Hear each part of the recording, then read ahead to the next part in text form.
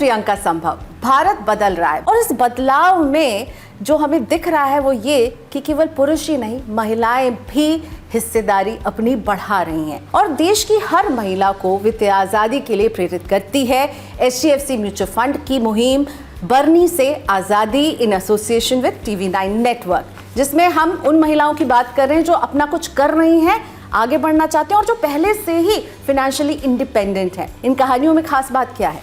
खास बात यह है कि इन्होंने वर्षों पुरानी सोच की बरनियों को तोड़ा है और अपने से फाइनेंशियल इंडिपेंडेंस की तरफ कदम बढ़ा रही हैं। तो इस खास बातचीत में मेरे साथ जुड़ी हैं कुछ ऐसी खास महिलाएं और एक बेहद खास मेहमान, नवनीत मनोज जी, MD और CEO HDFC asset management company. Navneet sir, thank you so much, आपने वक्त निकाला इस खास कैंपेन के लिए, इस पर बात करने के लिए।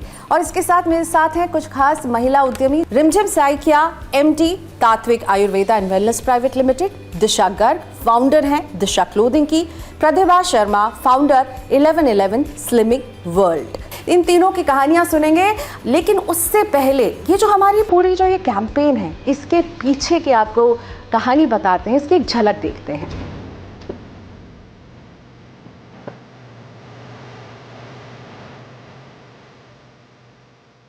आजादी के 79 साल, भारत बना तरक्की की मिसाल। तरक्की आत्मविश्वास और आत्मनिर्भरता लाई। आर्थिक महाशक्ति भारत के लोगों की बढ़ी कमाई। 79 साल में दुनिया काफी बदल जाती है।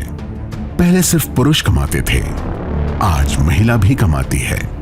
कमाई और बचत के नए रास्ते खुले हैं। बचत बढ़ी तो पैसे बचाने के तरीके भी बदले हैं। बदलाव औरतों की जिंदगी में भी हुआ है। वक्त ने घर की दहलीज लांघने की अड़चन को दूर किया है। महिलाओं ने परिवार, इकोनॉमी और देश भी संभाला है। सदियों तक एक बरनी में पैसा बचाकर परिवार को मुश्किलों से निकाला है। क्या यह सब काफी था? नहीं, कतई नहीं। इसलिए औरतों ने एक लंबे संघर्ष के बाद बरनी से आजादी हासिल की। औरतों की फाइनेंशियल आजादी पर HDFC म्यूचुअल फंड की खास मुहिम बरनी से आजादी in partnership with TV9 network. अपनी बातचीत को शुरू करते हैं। Navneet sir, welcome once again. सबसे पहले आप राजस्थान के एक छोटे से गांव से मुंबई पहुंचे, तो वो छोटे से बयावर से मुंबई जब आप पहुंचे तो आपने क्या देखा कि महिलाएं आपके घर में किस तरह से पैसे बचाती थी और मुंबई में उनका पैसों से क्या रिश्ता था? सबसे पहले तो पुनः प्रियंका जी, आपका और TV9 नेटवर्क का बहुत बहुत आभार इस मुहिम में हमारे साथ जुड़ने के लिए, और जो आप इतने अच्छे महिला उद्यमी हमारे साथ जोड़ रहे हैं उनका भी बहुत बहुत आभार। आपने सही कहा कि मैं जब राजस्थान से आया और मुंबई में जब मैंने कई ऐसे प्रोफेशंस देखी, महिलाएं जो उद्यमी हैं उनको देखा, तो मुझे बहुत फ़र्क लगा। वहाँ से आज जहाँ भारत आ गया है, जहाँ आप कहीं भी भारत में जाते हैं, छोटी सी जगह पे भी जाते हैं, मैं भी जब मेरी जगह पर वापस जाता हूँ तो आपको दिखता है कि महिलाओं की आंखों में जब आपको एक आशा दिखती है, आकांक्षा दिखती है, कुछ करने की एक उनके अंदर एक महत्वाकांक्षा दिखती है, तो आपको बहुत परिवर्तन लगता है।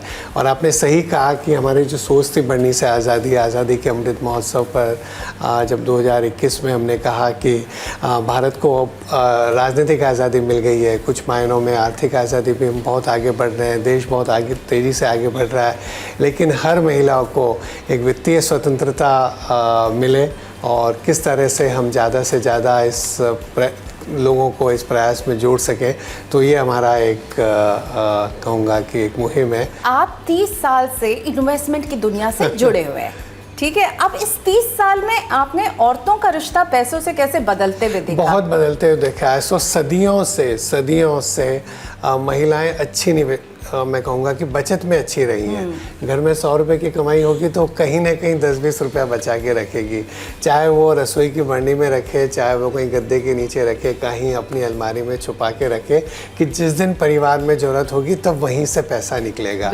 और सबको एक आशा रहती है कि कहीं ना कहीं तो मम्मी के पास छुपा हुआ है, कहीं ना कहीं दादी या नानी के पास पैसा छुपा हुआ है। लेकिन वो वहाँ से आगे की जो यात्रा है कि उससे पैसे को निवेश करके बढ़ाया भी जा सकता है, ये पिछले कुछ वर्षों में हमने देखा है, और हमारी इंडस्ट्री के प्रयास रहे हैं, आप जैसे लोगों के प्रयास रहे हैं कि अब हम देख रहे हैं, हमने एक स्टडी भी पब्लिश करी थी एमपी में विमेन इन्वेस्टर्स के बारे में, तो हम देख रहे हैं कि अब ज़्यादा महिलाएं और निवेश से जुड़ रही हैं, वो लंबे समय के लिए पैसा रखती हैं, वो ज़्यादा अमाउंट की एसआईपी करती हैं। रिमझिम साइकिया जी मेरे साथ हैं। रिमझिम, अपने सफ़र के बारे में बताइए ज़रा। आप एकदम बहुत अच्छी सी नौकरी कर रही थी, अच्छी सी तनख्वाह आ रही थी, पर अंदर कुछ चल रहा था कि ये नौकरी से बात नहीं बनेगी, तो क्या आपने क्या सोचा, अंदर क्या चल रहा था, और अब आप एक सक्सेसफुल एंटरप्रेन्योर हैं, ऑर्गेनिक प्रोडक्ट्स बना रही हैं। कंफर्टेबल जॉब कर रही थी मैं, लेकिन उसके बाद मैं चाहती थी कि अपना एक पहचान जो है इसको और मजबूत बनाऊं और समाज के लिए कुछ अच्छा करूं, एक इम्पैक्टफुल कुछ मैं चेंज लाऊं सोसाइटी में। और तभी मैंने स्टार्ट किया अपने आयुर्वेदिक प्रोडक्ट्स बनाने की जो हमारा इनिशिएटिव था, और मेरा जो ब्रांड है इसका नाम है तात्विक आयुर्वेदा, जिसमें हम 22 प्रोडक्ट्स बनाते हैं और 90% महिलाएं हमारे फैक्ट्री में काम करते हैं, जो हमारे वर्कफोर्स हैं। ओके, सो खुद भी आप नौकरी से निकली, आप नौकरी देने वाली बनी और महिलाओं को अपने साथ जोड़ा। क्या बात है रिमझिम।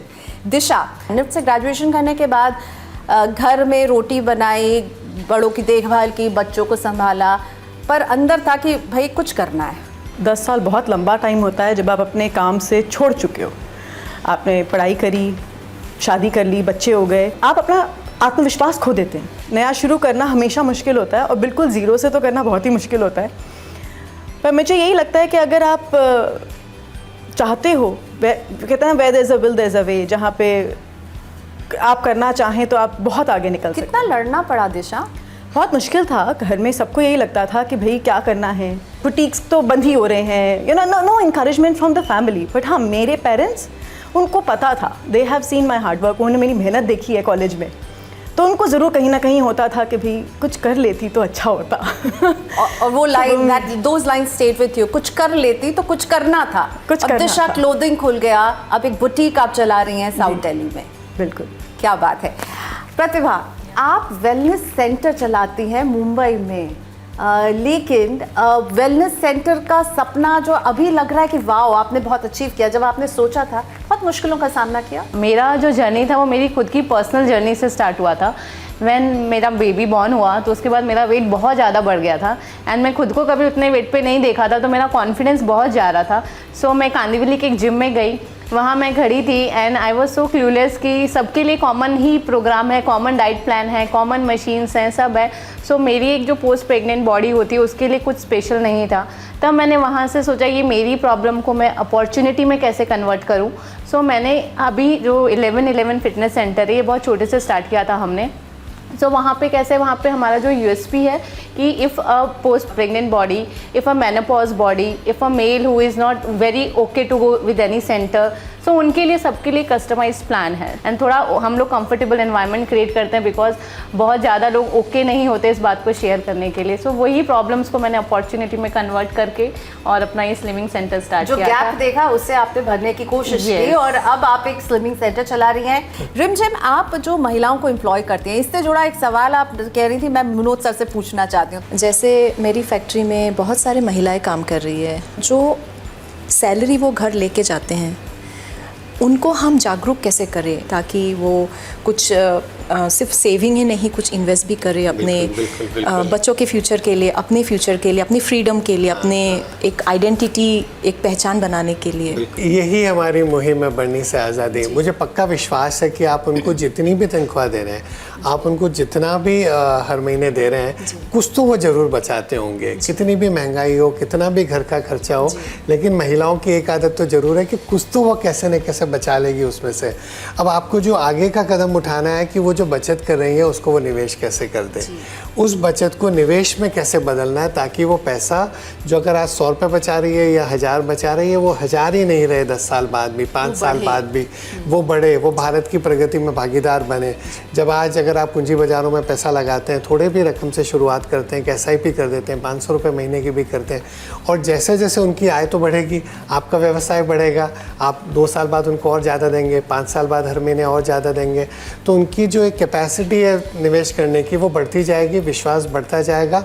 बस ये कि पहला कदम जो लेना होता है, सबसे पहले उनको किसी एडवाइज़र से या किसी से भी एक बार आप मिलवाइए, ऐसे लोगों से जो उन्हें जागरूक कर सकें, इसका असर समझा सकें कि सिर्फ बचाइए ही नहीं, बढ़ने में मत रखिए, उसको आज़ाद करके उस पैसे को कैसे बढ़ाया जा सकता है। दिशा, आप क्या नवनीत सर से कुछ जानना चाहेंगी? सेविंग जैसे आपने बोला हर लेडी करती है, पर जो मैं डिफरेंस देखती हूँ एक यंग गर्ल में और एक मिडिल एज में जो 45, 55, इसके अंदर अवेयरनेस कम है थोड़ी, तो उससे उनको कैसे आज़ाद करा जाए? ये कोई बहुत ही कॉम्प्लिकेटेड चीज़ नहीं है, बहुत कॉम्प्लेक्स चीज़ नहीं है।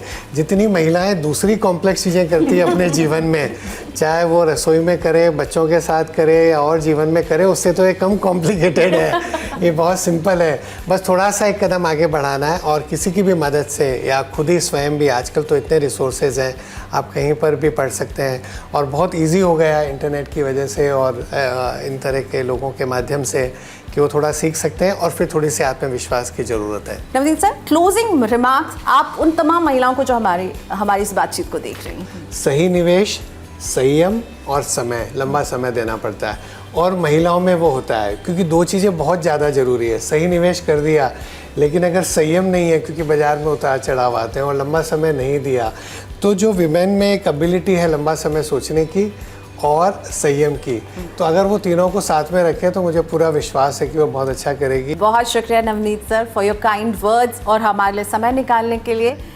3 महिला उद्यमी जो हमारे साथ जुड़ी थी, तो रुकिएगा नहीं क्योंकि आपने हमें सिखाया है आज की रुकना नहीं है। बहुत बहुत शुक्रिया हमारे इस खास शो में शामिल होने के लिए। म्यूचुअल फंड निवेश बाजार के जोखिमों के अधीन है। योजना से जुड़े सभी दस्तावेजों को ध्यान से पढ़ें।